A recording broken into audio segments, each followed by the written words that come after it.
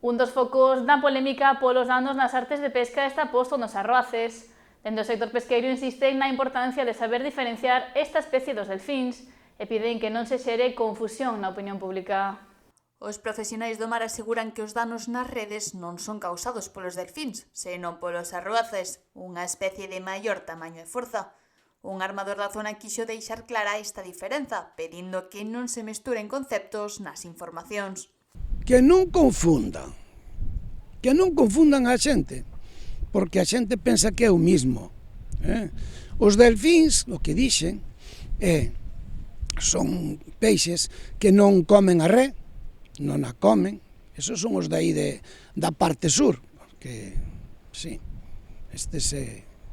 que vamos deixar así como están. Resulta que queren que espantalos de alguna maneira.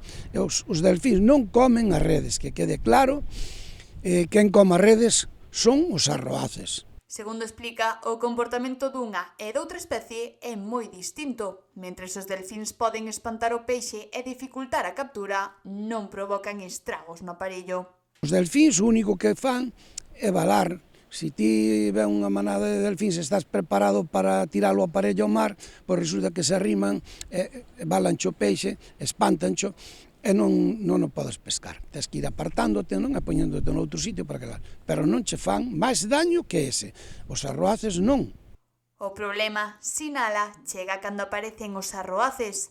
Pola súa envergadura, o dobre ou triple de peso que un delfín, segundo indica, poden romper as redes mentre o peixe xa está dentro. Os arroaces véñenche pola parte de fora, cando ti xa estás metendo o aparello e temos o peixe xa dentro da rede, e resulta que abócana, tiran por ela e destrozan, sacan o trozo, sácano, e hai veces despois que sacan unha tira enorme, de 10 ou 12 brazos, buratos pequenos, fan os de Dios, porque morden aquí, morden alá, andan alrededor de todo o aparello, mentre non che dá tempo a meter un aparello, ainda leva tempo a metelo a bordo.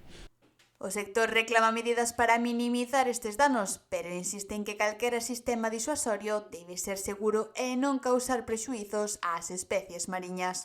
Unha vez que se espantan, se hai algo para espantar, xa se espantan os delfíns e máis se espantan os arroaces.